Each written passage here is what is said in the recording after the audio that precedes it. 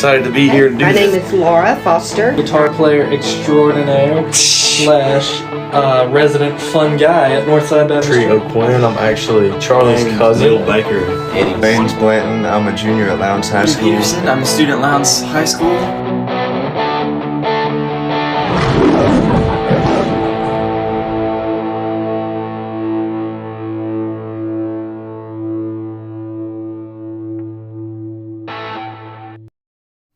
All right, welcome to the podcast. I'm so glad to have you on today. If you introduce yourself, and we'll keep on going. I am Sherry Wilson, and I'm a longtime member of Northside Baptist Church. Awesome. I'm so glad to have you on today. Go into your testimony, and then we'll keep on going with questions.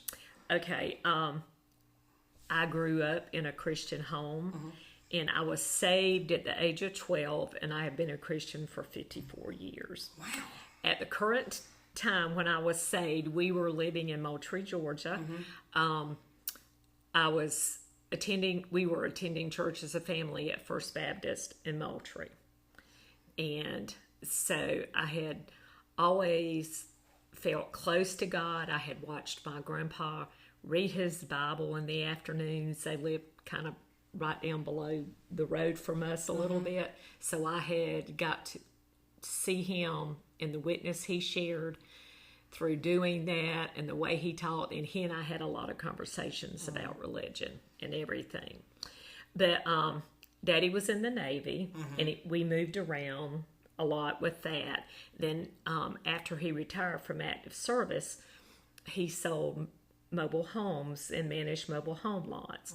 In fact, we wound up moving every year of my high school years. Wow. So I used to get upset. He said, don't worry about it. That just builds character.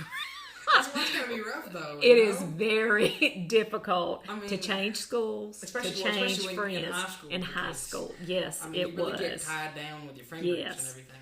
Yeah. But we landed back in Valdosta in 1974, and I've not left since then. So, wow. Anyway, I did graduate from Valdosta High in 1975. And later on, met my husband and married, and we had 2 daughters. And unfortunately, the marriage only lasted 5 years, and I went through a very difficult divorce. And my daughters, Courtney and Casey, they grew up in the church at Northside, and they are both married, and I have 8 grandchildren, which I love every one of them. Yeah. I'm proud of all of them. And 6 of the 8 are members here at Northside as well. And they have grown up here. And I think some of them were part of my VBS group this past VBS. I think some of them were. Yes, the youngest ones probably Grayson and Eddie Ray. Yes. Yes. Oh yeah, they were fun. They were really, really fun. Oh my gosh. But one thing I have learned through all of my life experiences, good and bad, is that God is always there for me. In fact, I adopted Psalm 46:1 as my life verse. And I'll quote it as, God is our refuge and strength and ever-present help in trouble. Being a single mother was difficult after the divorce. I later on met Ed, who I married, and we were together almost 14 years. He was sick and passed away right before our 14th anniversary. And just some different things, health crises I've gone through, financial difficulties over the years. But like I said, through all that, God has sustained me. I do not understand how anybody today that is not a Christian gets through your life experiences, because that's all we've got to depend on. 2 of my most challenging things lately have been, I'm a type 1 diabetic and wear an insulin pump. That is, every day is a new day. Yeah, I remember just figuring that out. You have to start over every day. Yeah. You could eat the same thing for a week and your blood sugars would be all over the place. Wow. Exercise affects it. Stress affects your blood sugar. So you have to try to stay calm and, and just process things and go on. Wow. And all. And then almost 12 and a half years ago, I was diagnosed with breast cancer. That came out of nowhere, just a routine checkup. and I went for further testing, and it was positive. So I did opt to have a total mastectomy on one side.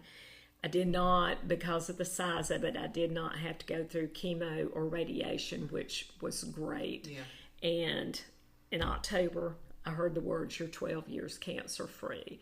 And then I go back in a couple of weeks, and I hope to hear the words, "You're 12 and a half years cancer-free." You don't sit and dwell on it, but it's just always kind of hanging in the back of your mind. Right. Yes. Yeah. Man, I didn't know. I didn't know that. But Yes. That is so awesome to hear. How God's really brought you out of all that. He has. And where He's got you now. Yes, He has brought me and sustained me. You know, it's kind of funny because I never, when I was up here with you guys, I didn't want to pry into oh, hey, what you guys' story, because I knew I'd interview you at some point, whatever, and find all that out. But so I kind of figured out the whole diabetic thing just from hearing you talk about it. And Yes. it's okay, so she's diabetic and all. But with you just told me all that, but nobody would know that because you're so awesome. Oh, well, thank you. Yeah, I'm and the presence you bring, not to just Northside as working here, but also every Sunday playing. It's so evident that you love the Lord and what you do. Because I remember too, I was thinking, man, I remember before, even when I first started and knew you and everything, I was like, man, she's awesome at what she does. I couldn't do that, because you're up there, especially we just had communion, this past Sunday. You're up there playing the piano. Nobody else is up on stage. Pastor Robin might be praying, but you're just up there, and I'm like, what's going through her head? I couldn't have, in my mind, I'd be don't mess up. That's what I would be thinking, but. You always want some nervousness. It's when you get up there and think, I've got this, right. No problem. That's when you're going to fall flat on your face. Mm-hmm. You always need a little bit of nervousness. Mm-hmm. And I do. Yeah. Because no matter how many times I practice something, it only takes one wrong note to throw your mind out of whack, and you have to get right back in it. Right. You have to get back in your zone to play. And somebody told me that when I did the one year was you want a little bit of nervousness when you go up there. Don't be oh, I just got this. Right. You're gonna feel too confident, and you're really gonna mess up. Yes, you will. Because I kept asking people, I'm like, did I sound like I was nervous? Because I felt like I was. And they're like, no, you sounded great. And I'm like, well, good, because I was as nervous as I'll get out the entire time. Yes. But I've thought about that every time you've gone up there, or if you're just playing if the kids are going off the stage or whatever. Again, that's another moment when you're just playing. I'm like, how did she do that? Because I say that I couldn't do it. I don't want to say that I couldn't because you never know what God's going to do. Right. But it'd be difficult for me to do it. I'll tell you that much. It takes some courage. So, I know that you said you came to Northside it's been a while, but. How did you get the job here, and how when you started playing the piano? Yeah. Okay. So when we came back in '74, I loved to sing, so I joined the youth choir, and it was not real large. There was probably about 22 or 23 in the youth choir, and then after I graduated from high school, I started going to adult choir. And still pretty much singing at that time. I had always taken piano lessons sporadically as we moved, if there was a teacher available. Otherwise, I would just sit and practice myself at home. So one of the pianists was leaving, and so there was really nobody else to play. And so the minister of music we had back then at that time in the 80s, he contacted me, and he asked me if I would consider filling in for a while. And so I contacted a lady I took piano from, and she said she would help me because just taking lessons and playing is totally different than playing for church. Right. And so she taught me how to look at a choral piece of music and what to play. And so I worked with her some, and then eventually quit studying with her. And then later on in 1983, I was offered the position of pianist. And I've been playing either the piano or organ ever since then. Yeah. Charlie, that was so long ago. They had to vote on me. Wow. In the church. I had to leave the business meeting and step out into the hallway, so if anybody wanted to say or discuss me, they could freely without me sitting in there. So I went down to the nursery to check on my two girls. So anyway, but I did. I played the piano and I studied organ privately. And so our organist was leaving. And so I transitioned to the organ and did that for many years until we renovated the new worship center we're in now. And with the renovation, there was not going to be room for the organ console up on the stage area because you know how crowded it is now. Yeah. So anyway, so I went back to the piano and been sitting at the piano bench ever since. Awesome. So like when it comes to the other side of your job, like getting music ready and things like that, Yes. what, you know, because you talked about stress, right? Like, Right. What is going through your head, like trying to get all that ready? Right? Okay, so my role here at Northside is twofold. See, the pianist was always just part-time at night. I worked for the state for 34 years. I retired from doing that, and most of my work experience from that is working in personnel and budgets. So this was about the same year Jenna Blake was born that I retired from the state. Kept her for 6 months at home, and God was calling me somewhere else, so I wound up at a law firm for 11 years. And then there were some issues. One of the worship pastors here in Valdosta was getting ready to leave from Northside, and the other assistant that was here had already resigned. So Robbie called me and talked to me, and he and I met and we discussed, and it was approved by personnel and everybody. So about 7 or 8 years ago, I came on full time as the administrative assistant, and then my two roles kind of combined into one. But I do have 2 volunteers that come in and help me because the job has grown so much. Right. Brenda Walton comes in and helps me with the orchestra music. And then Linda Bailey comes in and helps me get all the choir music ready. Yeah.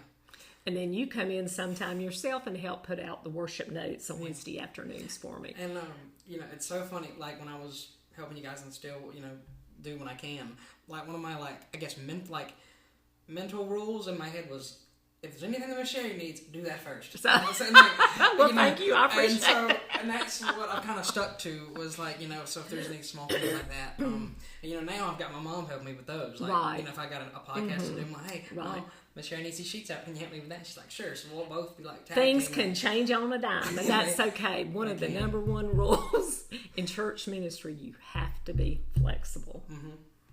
So. And, you know, we both, like, you know, it was funny, we both like doing that. Like, there's been a few times where I'm like, oh, make sure you go grab a piece of tape for Barry's drum booth over there. Right.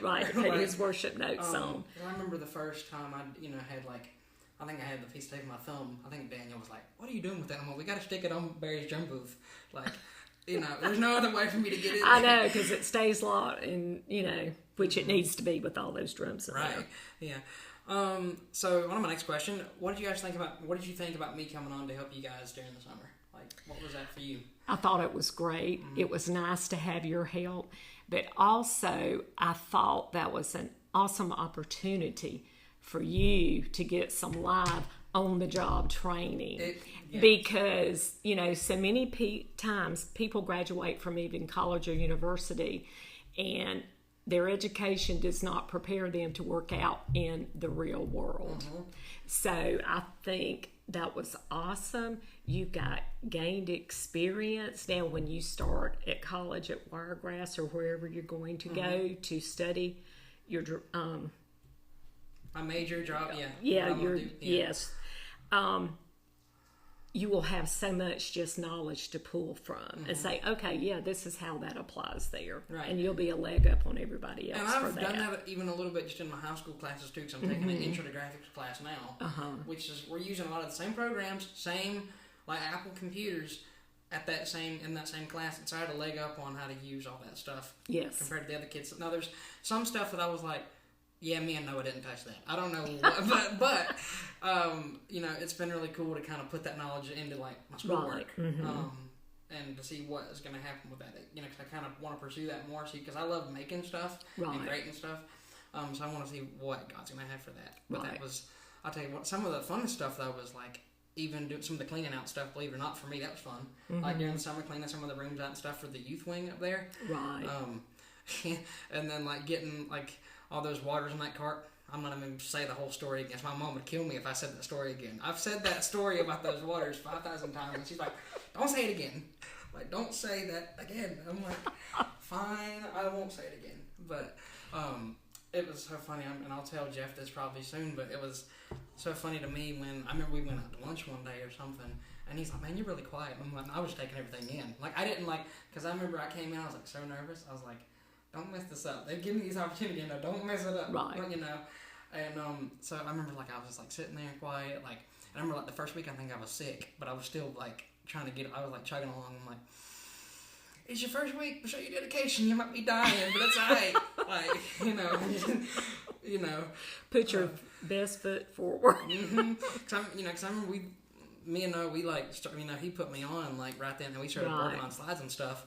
And so like I was like, okay, I got to just get through this week, like, and then fight off the whatever. I think it might have been a bad cold or something. But I was like, ooh, just prove yourself just for these first few days, and then you'll get to go home, rest, and then you'll be good for the next week. Right. And I think I mostly did it. But one day I might have like wasn't there because it just got to me. But yeah, and I've said this before. The 12-hour day that me and Noah had for feeding the Bridgman too was like that was an experience too for me, just to like see how that went. But we were working with everybody, the kitchen crew. We were working with them like to get all that ready and everything, and then putting all that into coolers, and then bringing that over, and then like how even though it was such a long day, it was so rewarding. Just to serve people like that. And just they're because they're sitting. These kids are sitting there playing. About to go in this hot sun out there. Right. And we get to serve them. Dinner for that night. That was one of the many experiences that blew me away. But also, I got to meet you, which so happy that I got to meet you. Thank you. And of course, Miss Brenda downstairs and everybody else down there. Like that was another thing too. I wouldn't know them and know you if I didn't have that experience. Which I'm like, well, Northside.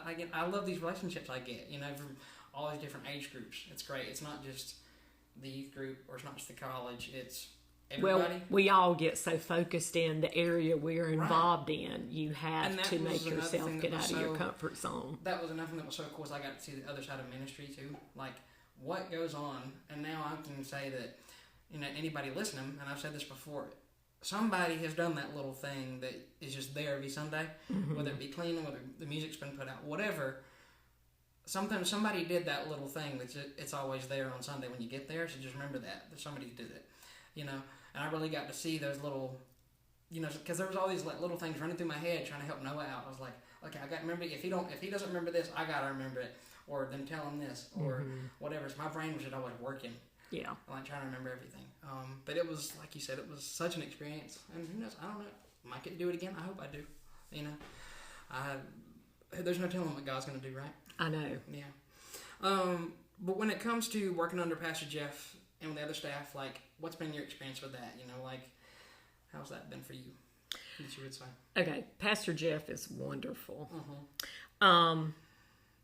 When he came here, he and Christy, and it's been 5 years. Yep. He always laughs about April Fools. Yeah. The church might have gotten full by hiring him. I don't think so. But I've told him many times that he was the worship pastor we didn't know we needed. Yeah. Our church had been through highs and lows with various worship pastors, and the last one we had lost so many choir members. And it was low, morale was low, and Jeff is truly a godly, positive leader. He is a shepherd. He truly loves all the people in the worship ministry and just people in general. He cares about them. He cares about their hurts, and he celebrates their victories too. And we've never had that here. In my history, as long as I've been here, we've never truly had anybody who sets the example or who is the type of leader in the worship ministry as he is. And Christy is so awesome with him. And I've had to tell her, I'm like, we've seen her, me and Mom have sent her some stuff like, hey, like, we see what you're doing too. Like, maybe don't, because, like, especially, I can just think of an example, the Christmas program. I watched her, going back and forth, making sure everybody was good, maybe, like, making sure we're all lined up correctly, because this was, like, one of the choir's biggest, like, nights. And, just to watch her doing what she does as them as a team together, it's so cool to watch, you know. Right.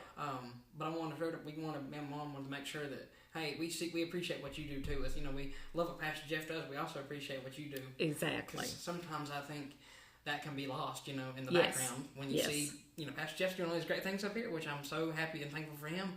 But we also got to remember, hey, there's Miss Christie right here supporting him and helping him do what he needs to do. Yes. But when you talk about, you know, he celebrates their victory, yes, he does. Like He does. You know, just and how much he poured into me, not just, you know, over here, and how awesome he's been to me. You know, I can't, you know, and also too with, I know that he helped me try to figure out, like, me, it was, I think, me, Jeff, and Dave Thomas, we all tried to figure out how to get Mom into the choir. It worked. It worked because she's here. She's here. Yes. And, you know, 'cause I remember I kept telling him, like, there's really no excuse. Like, I mean, I can't sing either, but, you know, I'm up there every Sunday, so, Right. like, come on. And now she loves it, you know. Yes. And, you know, just the environment he's created, too, I think, Right. for everybody. I mean, you know, how many people, do you know how many people are in the choir right now? Like the number off the top of your head? Like, there's... I think last roll count is a little over 120 or so.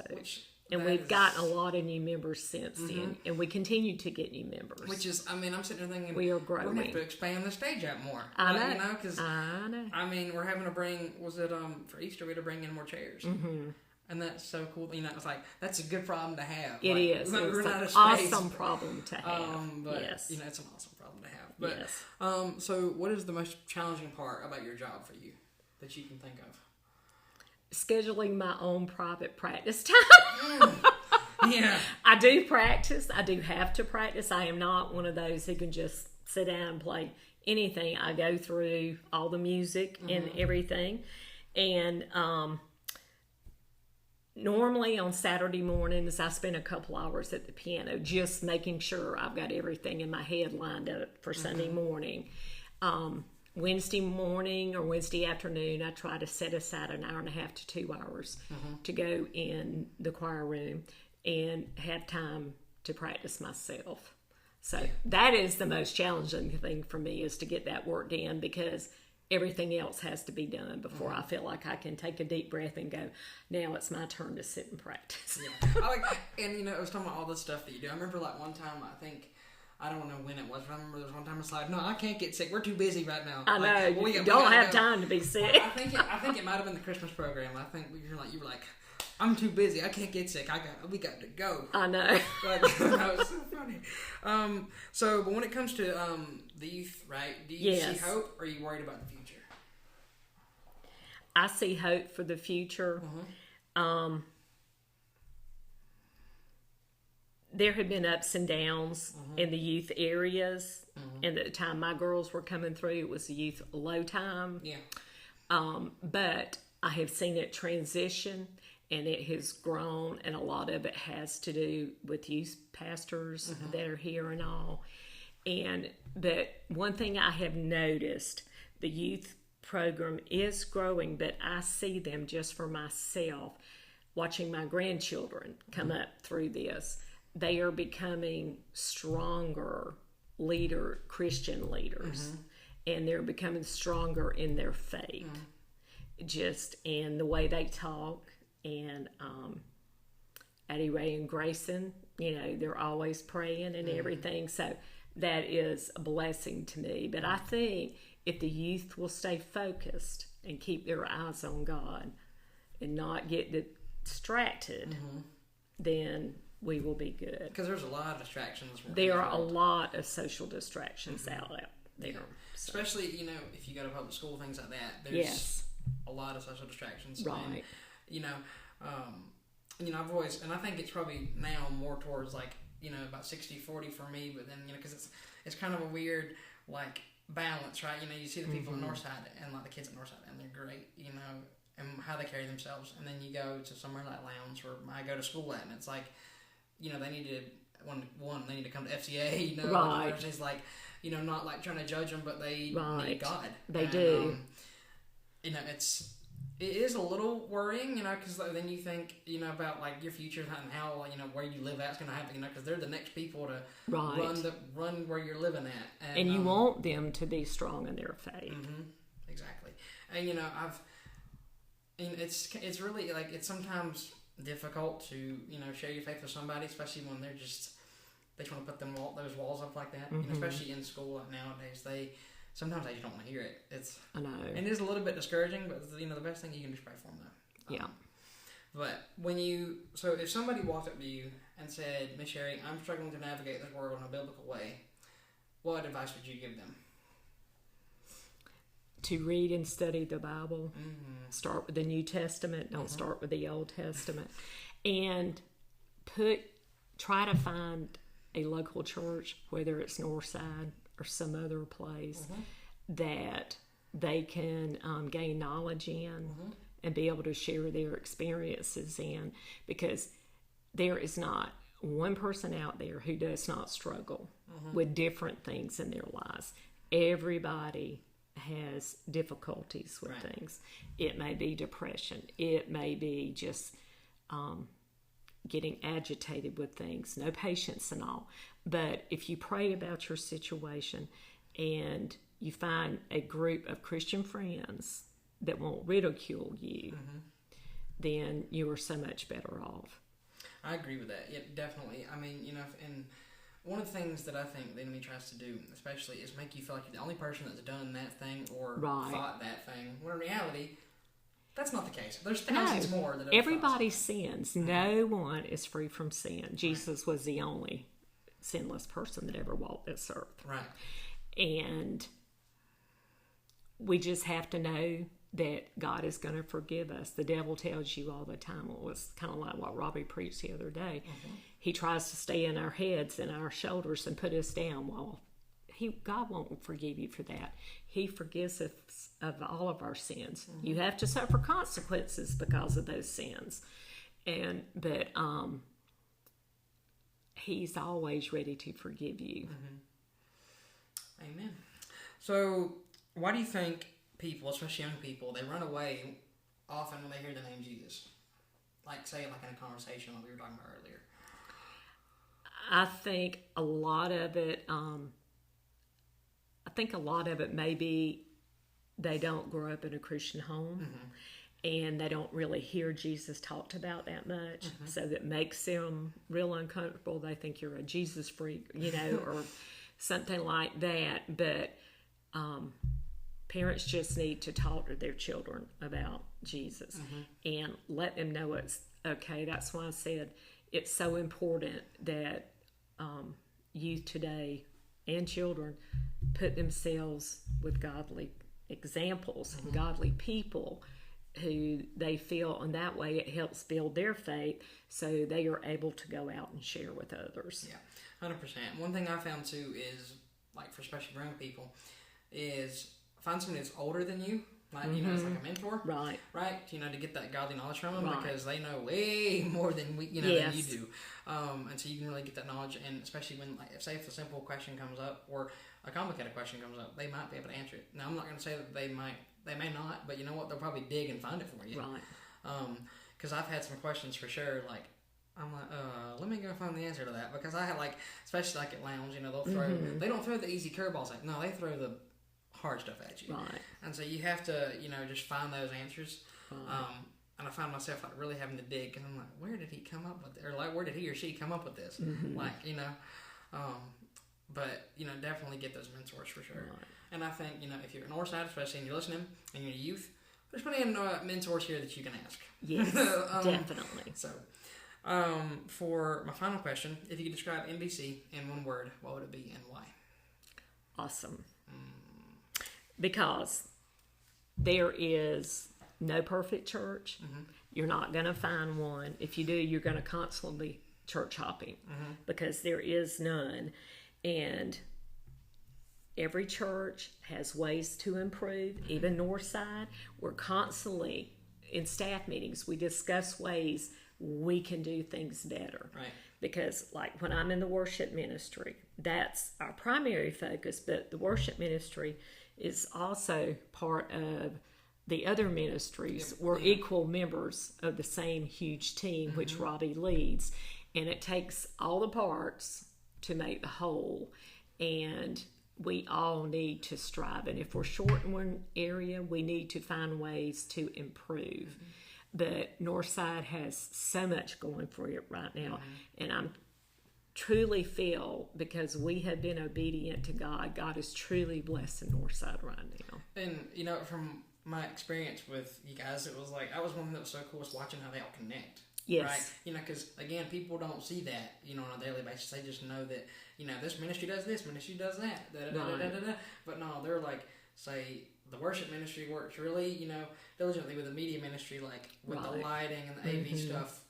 You know, and some people may think that, but not everybody would. You know, they don't think about that stuff and how much communication goes on with that, or, you know, like, so the worship in the children's ministry, getting the kids up there. Right. You know, I know that can, you know, you really have to think about that. Yes. You know. It's lots of coordination, and all the parts have to work together. Yeah. Well, that's all the questions I have, but is there anything, final thoughts or anything that you want to say or anything like that? No, I just love what I do, and I'm dedicated. I have tried to be faithful to Northside through all the many years. Well, I'll tell you this. Just me. I'll tell you this. I can definitely see that every time that you're up on stage or anything like that, or in the back working with music or anything. So we're extremely thankful for you, Miss Sherry, and thank you for your time. Thank you, Charlie. Of course. With another episode of the Young Minds Podcast coming to a close, I just want to remind you that you are never alone and faith is action. So let's get out there.